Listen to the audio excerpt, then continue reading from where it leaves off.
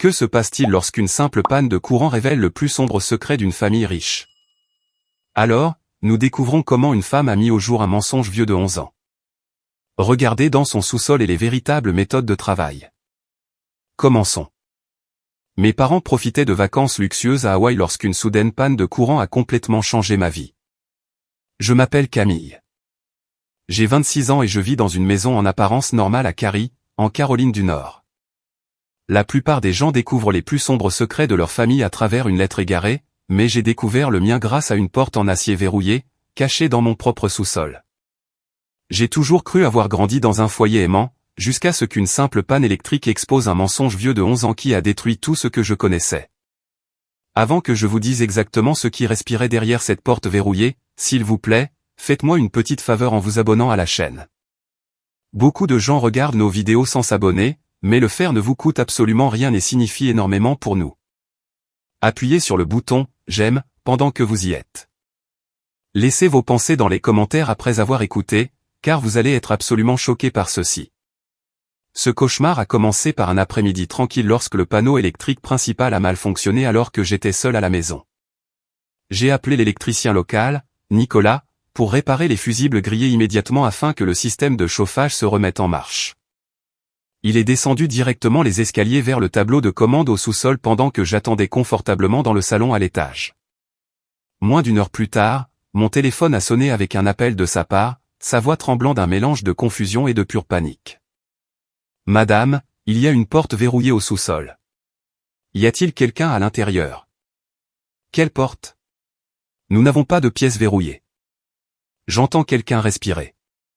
Et il y a des verrous à l'extérieur. » Mon déni initial a complètement disparu lorsqu'il a décrit ses cadenas extérieurs en détail, ne me laissant absolument aucun temps pour hésiter avant de raccrocher le téléphone pour composer le 911 pour une intervention d'urgence immédiate. Exactement 10 minutes plus tard, les hurlements perçants des sirènes de police approchant ont violemment déchiré le silence de notre communauté privée et calme. 2 voitures de patrouille du comté se sont garées agressivement dans l'allée avant que 4 officiers armés ne se précipitent directement vers l'entrée du sous-sol. J'ai nerveusement guidé l'officier en chef en bas des escaliers en bois après avoir expliqué l'appel téléphonique terrifiant de l'électricien. Les officiers ont immédiatement entouré la lourde porte en acier, habilement dissimulée juste derrière une immense étagère de rangement en bois. Un officier a sorti de lourds coupe-boulons industriels de son sac d'équipement pour s'occuper de la barrière anormale. Il a fallu d'agonisantes minutes d'efforts physiques intenses pour briser les cadenas rouillés qui sécurisaient le cadre métallique extérieur. Les craquements métalliques bruyants ont résonné sèchement contre les murs froids en béton alors que chaque lourd cadenas tombait finalement au sol. L'officier en chef a donné un grand coup de pied dans la lourde porte en acier pour la faire céder vers l'intérieur afin de révéler l'espace caché derrière la zone de stockage. Une vague suffocante d'air épais et moisi a instantanément assailli nos poumons lorsque la lourde porte s'est complètement ouverte. La pièce sans fenêtre présentait un environnement délabré, manquant des nécessités humaines de base ou d'une ventilation adéquate en oxygène. Un plateau en plastique contenant des restes de nourriture moisie était négligemment jeté au centre du sol en béton froid. L'atmosphère semblait incroyablement suffocante alors que la réalité d'une cage cachée à l'intérieur de ma maison d'enfance se matérialisait. L'officier principal a lentement balayé les murs humides avec sa puissante lampe de poche tactique en direction du coin le plus sombre. Le faisceau lumineux a éclairé une femme âgée incroyablement frêle, allongée sans mouvement sur un matelas rectangulaire très taché. Sa silhouette décharnée paraissait pratiquement squelettique sous une fine couverture grise, n'offrant absolument aucune chaleur contre le froid du sous-sol.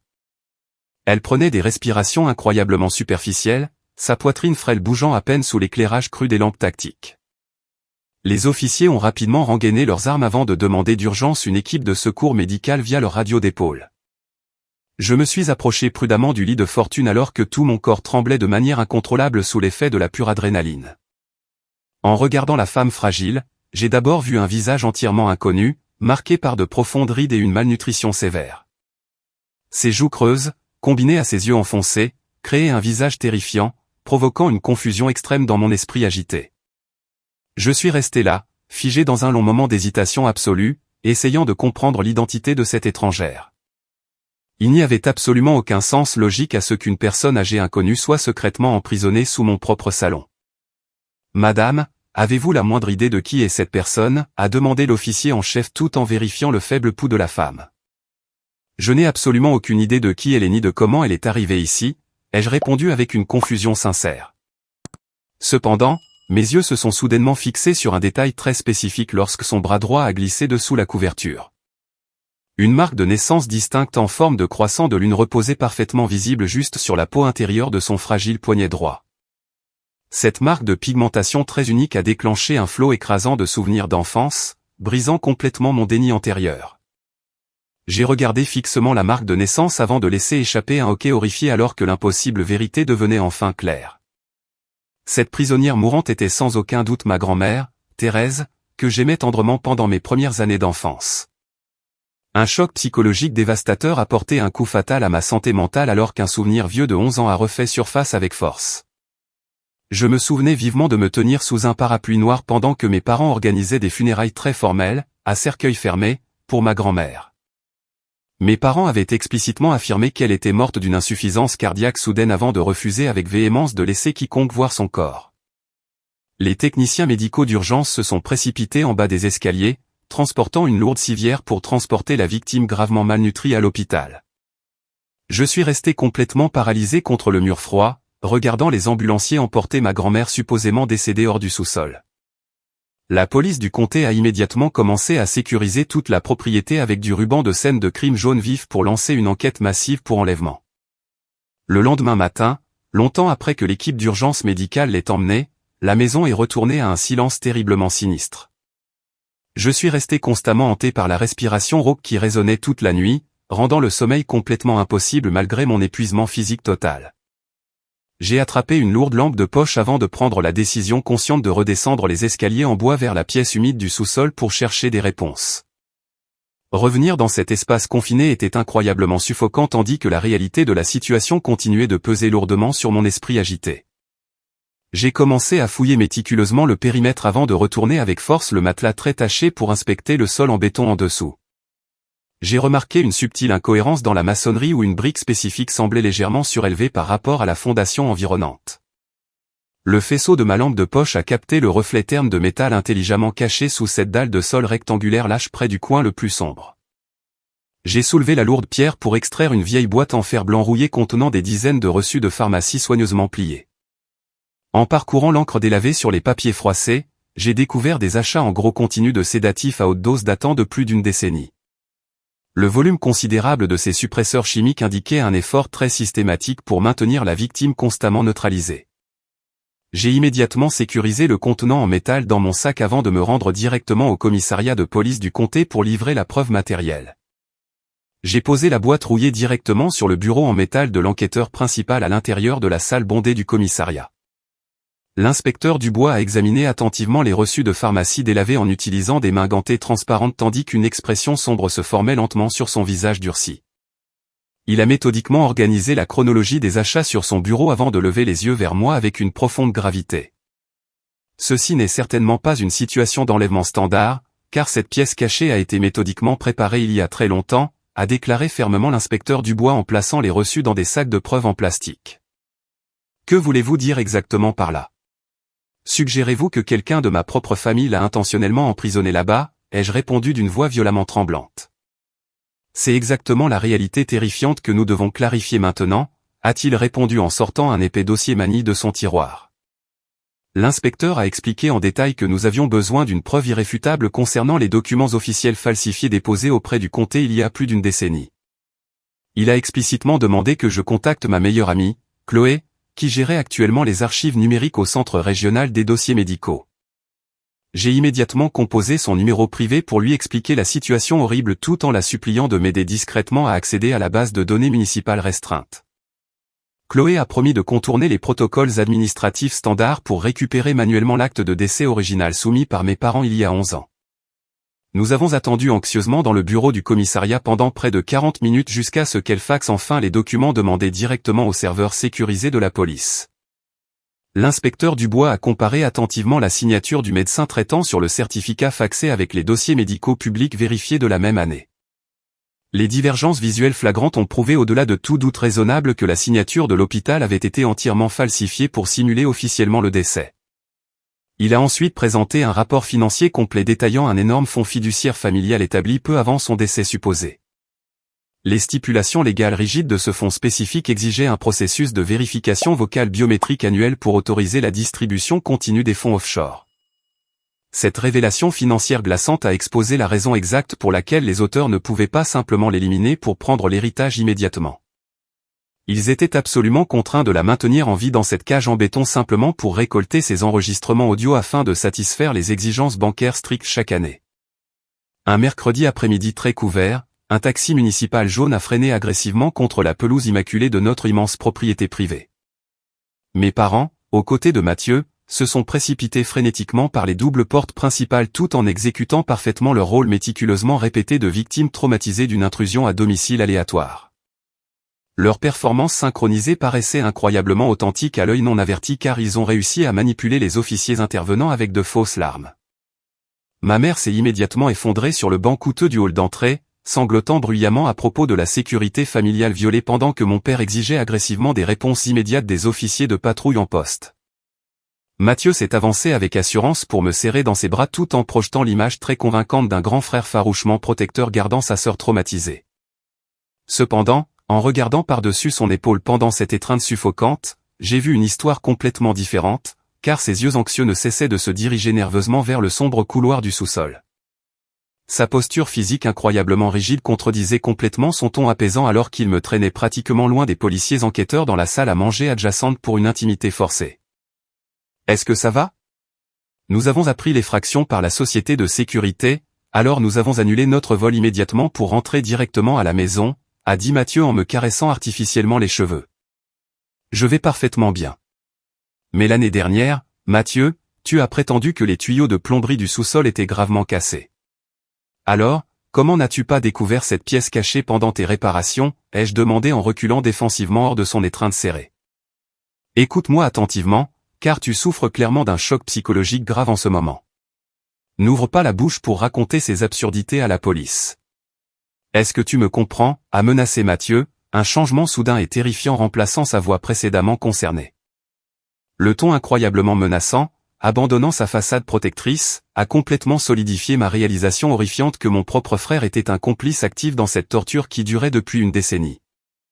J'ai hoché la tête respectueusement en fausse conformité pour apaiser ses soupçons immédiats avant de m'excuser silencieusement pour me rendre à la salle de bain à l'étage sous le prétexte crédible de nausées sévères. Attendre patiemment en haut de l'escalier en bois m'a permis d'observer toute ma famille s'engager profondément dans un interrogatoire de police fabriqué dans le salon en bas.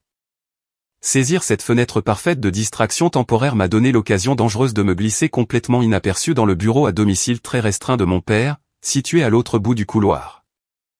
M'approcher de son immense bureau en chêne exigeait un silence physique extrême pour éviter d'alerter les officiers armés postés à quelques mètres dans le couloir principal.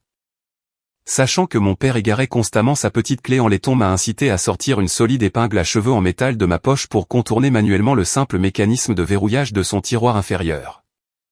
Travailler l'outil métallique improvisé profondément dans le trou de la serrure en laiton a pris plusieurs minutes angoissantes de manipulation à l'aveugle jusqu'à ce que les goupilles internes cèdent enfin avec un clic métallique très satisfaisant.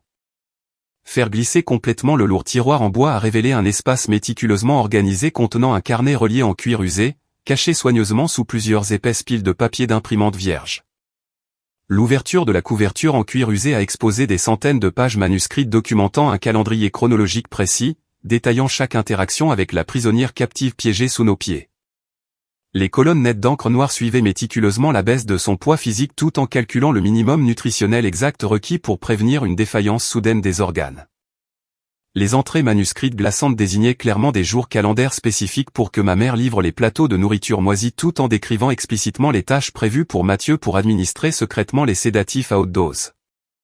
Tenir cette preuve matérielle irréfutable de leur cruauté synchronisée a envoyé une vague massive de dégoût absolu à travers tout mon corps tout en confirmant que toute ma famille était également coupable. Glisser le carnet accablant en toute sécurité dans la poche de ma veste est devenu ma priorité absolue avant de refermer soigneusement le lourd tiroir en bois pour effacer toute trace de mon enquête non autorisée. Plus tard ce week-end-là, j'ai visité l'unité de soins intensifs strictement gardée de l'hôpital central du centre-ville.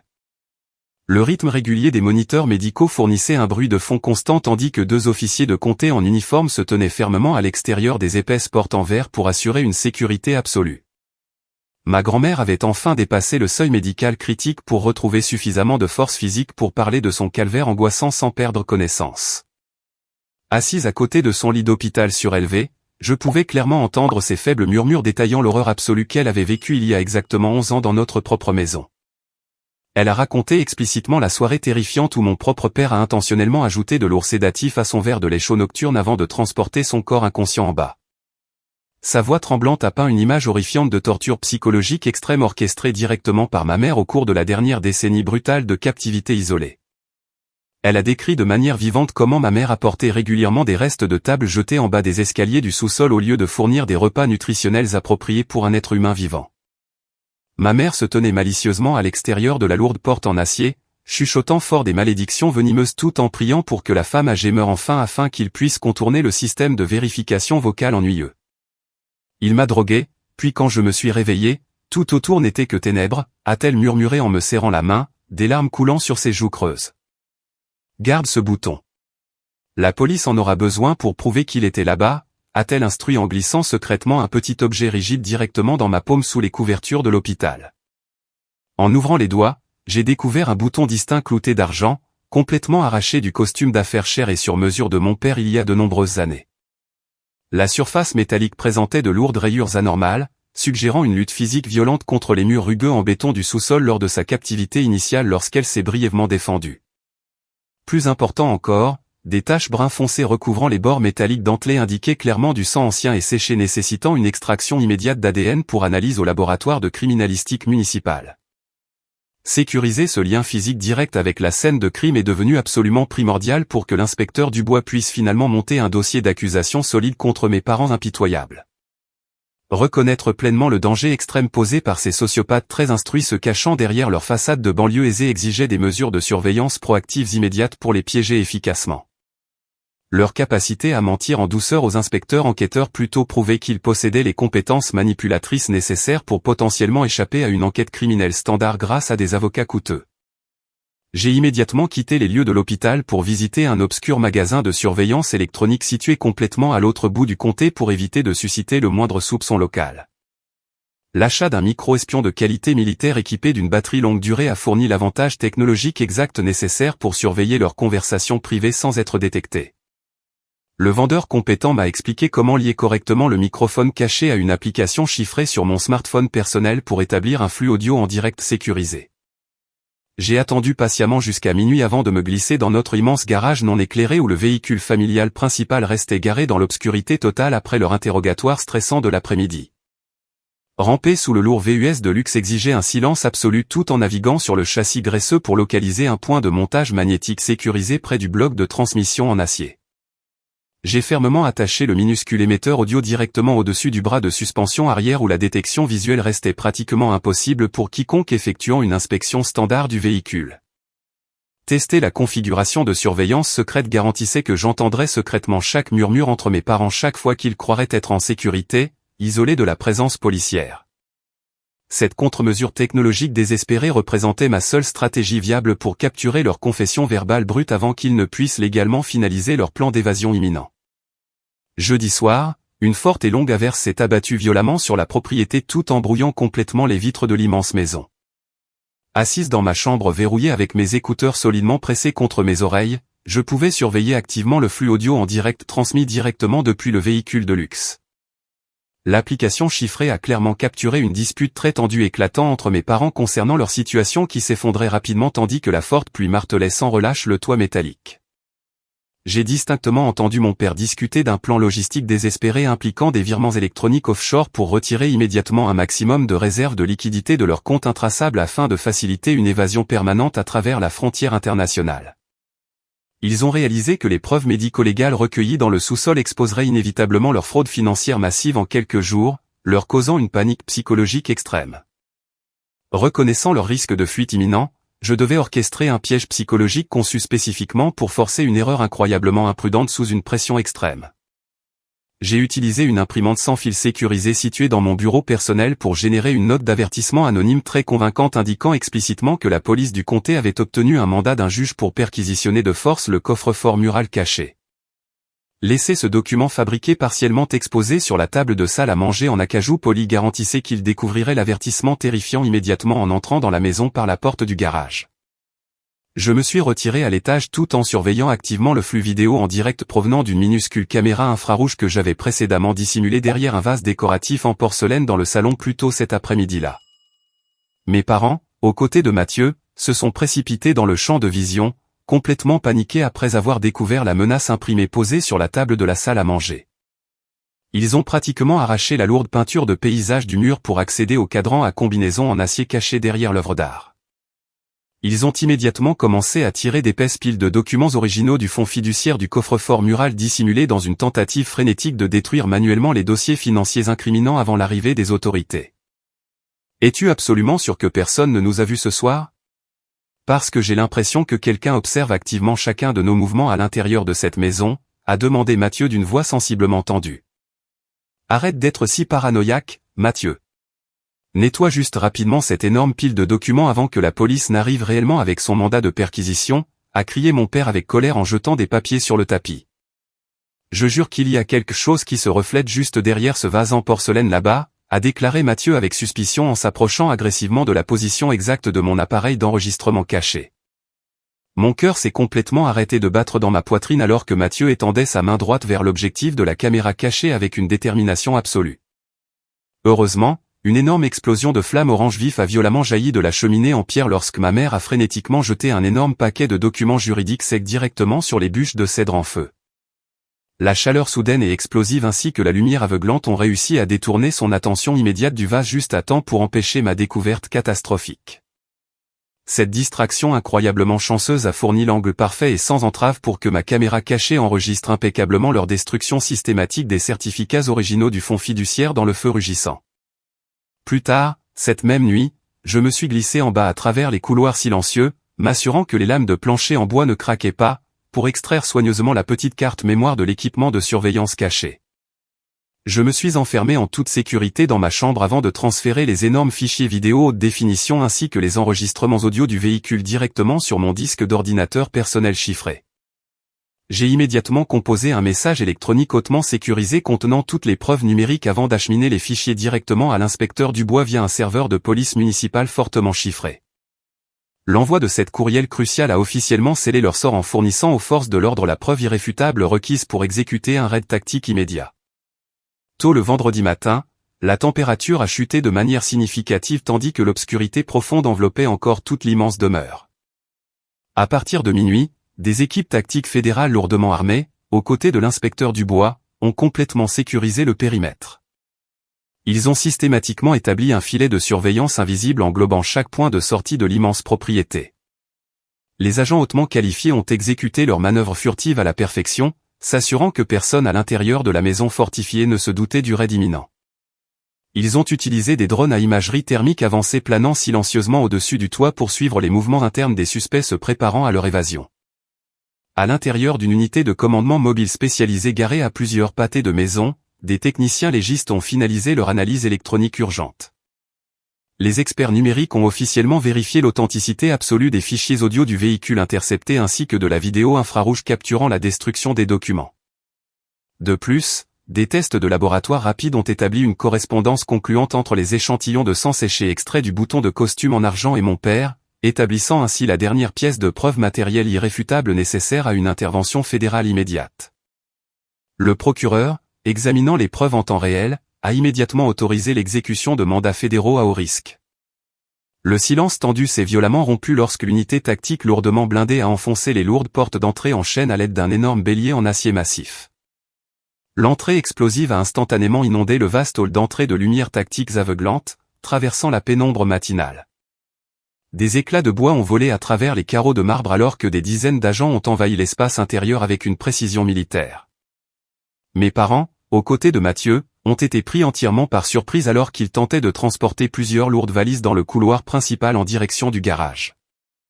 Ils fuyaient activement la juridiction avant que les autorités n'interceptent leur lâche départ. Ne bougez plus. C'est le FBI. Mettez les mains sur la tête et reculez lentement, a crié agressivement l'inspecteur Dubois en pointant son arme de service directement sur leur poitrine. La présence policière soudaine et écrasante a provoqué une panique absolue parmi les 3 conspirateurs, debout complètement figés dans le couloir vivement éclairé. Vous vous trompez de personne. Nous sommes les véritables victimes ici. Camille, tu dois dire quelque chose tout de suite, a hurlé ma mère hystériquement en laissant tomber une lourde valise en cuir qui s'est ouverte pour révéler d'épaisses liasses d'argent volées. Les billets de $100 en liasses se sont répandus négligemment sur le sol coûteux, exposant leur culpabilité indéniable. J'ai lentement descendu l'escalier en bois tout en la regardant directement dans ses yeux terrifiés avec un détachement émotionnel absolu. Je ne ressentais absolument aucune sympathie pour les criminels manipulateurs qui avaient soumis ma grand-mère à une décennie de tourments inimaginables sous nos pieds. Ne prononce plus jamais mon nom. Tout est enfin terminé, ai-je répondu d'un ton complètement froid. L'inspecteur Dubois s'est avancé pour sécuriser leurs poignets avec de lourdes menottes en acier tout en déclarant officiellement les mandats d'arrêt fédéraux. Sa voix forte et autoritaire a résonné dans tout le hall d'entrée alors qu'il énumérait systématiquement leurs crimes horribles pour le dossier officiel.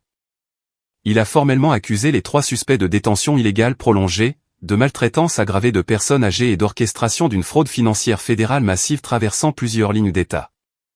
La réalité physique brutale de leur chute permanente a finalement brisé complètement leurs façades psychologiques arrogantes.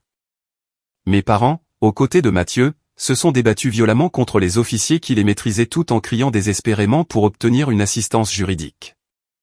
Ils ont complètement perdu leur sang-froid sophistiqué et aisé tout en se débattant sauvagement vers la massive sortie principale. Je suis simplement resté fermement sur les marches surélevées en bois, les bras étroitement croisés sur ma poitrine.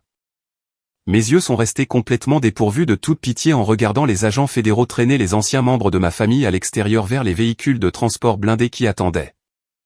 Les lourdes portes métalliques se refermant sur les camions de transport ont officiellement rompu ma lignée toxique pour toujours, ne laissant derrière elle que le vide silencieux de la scène de crime sécurisée.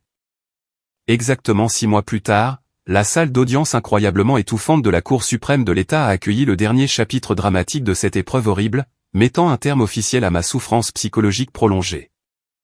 Le procès pénal très médiatisé a produit une atmosphère incroyablement tendue, mettant en scène une confrontation directe féroce entre les membres diligents du jury, les avocats de la défense agressifs et les individus que je considérais autrefois comme ma famille de confiance.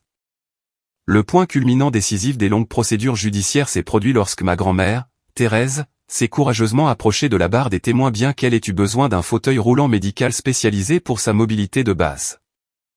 Elle a livré avec confiance un témoignage verbal à toute épreuve détaillant explicitement la cruauté inhumaine orchestrée directement par son propre fils et ses complices consentants au cours des 11 dernières années de captivité forcée. Son récit dévastateur de première main, combiné parfaitement avec les preuves médico-légales indéniables, a complètement démantelé la défense juridique coûteuse présentée par leurs avocats d'affaires très bien payés. Le juge-président a frappé son lourd maillet en bois avec une autorité absolue avant de prononcer des peines maximales pour assurer la sécurité publique permanente contre ces sociopathes manipulateurs qui ont trahi leur propre chair et leur propre sang. Il a officiellement condamné mes parents à la prison à vie fédérale sans aucune possibilité de libération conditionnelle tout en condamnant simultanément Mathieu à une peine obligatoire de 20 ans derrière de lourdes barres d'acier. Regarder les huissiers lourdement armés traîner physiquement mes parents et mon frère hurlant hors de la salle d'audience m'a procuré un profond sentiment de clôture absolue dont j'avais désespérément besoin pour aller de l'avant. J'ai réussi à achever les procédures juridiques complexes pour prendre officiellement en charge la gestion exécutive de l'énorme fonds fiduciaire familial immédiatement après le verdict final du tribunal. Sécuriser ce vaste pouvoir financier m'a permis de reloger sans effort ma grand-mère dans l'établissement de soins privés le plus luxueux disponible dans tout l'État pour assurer sa convalescence paisible. De plus, j'ai finalisé les formalités juridiques nécessaires pour rompre définitivement tous les liens de sang restants avec ces criminels condamnés, les laissant pourrir entièrement oubliés dans leurs froides cellules de prison en béton. Représentant l'équipe de production de cette chaîne, nous affirmons officiellement que ce récit a un but strictement éducatif pour nos fidèles spectateurs. Notre objectif principal consiste à transmettre des messages cruciaux concernant les limites personnelles et la gestion des crises familiales graves en utilisant la logique pure et des cadres juridiques stricts. L'évaluation objective de cette situation traumatisante révèle exactement comment la protagoniste féminine a protégé de manière décisive sa propre sécurité en initiant une rupture permanente avec ses parents hautement toxiques. Les antagonistes condamnés ont finalement subi les conséquences juridiques totalement inévitables résultant directement de leurs propres décisions motivées par la cupidité et de leurs actions criminelles horribles contre une victime vulnérable. En repensant à ce cauchemar familial dévastateur, on peut tirer plusieurs leçons profondes sur la nature humaine et l'établissement de limites morales absolues. Premièrement, la cupidité toxique possède le pouvoir terrifiant de détruire complètement les affections familiales de base, transformant sans effort des individus supposément éduqués en monstres impitoyables capables d'enterrer leurs propres parents vivants pour un gain financier. Deuxièmement, la façade immaculée et glamour des familles riches de la haute société sert fréquemment de camouflage parfait pour dissimuler en toute sécurité les atrocités criminelles les plus sombres aux yeux du public non averti. Enfin, maintenir un profond respect de soi exige de rompre complètement les liens avec les abuseurs manipulateurs, quels que soient les liens du sang. Car la vraie justice finira par briser les voûtes de béton les plus profondes pour traîner la vérité indéniable directement sous la lumière aveuglante du soleil. Nous remercions sincèrement chaque spectateur qui a patiemment écouté la conclusion de ce drame familial très réaliste car votre soutien continu aide notre communauté de conteurs à se renforcer. Comment géreriez-vous exactement cette découverte terrifiante si vous vous trouviez soudainement dans la position du protagoniste? S'il vous plaît, partagez vos pensées honnêtes dans les commentaires ci-dessous, et n'oubliez pas de vous abonner à notre chaîne dès aujourd'hui.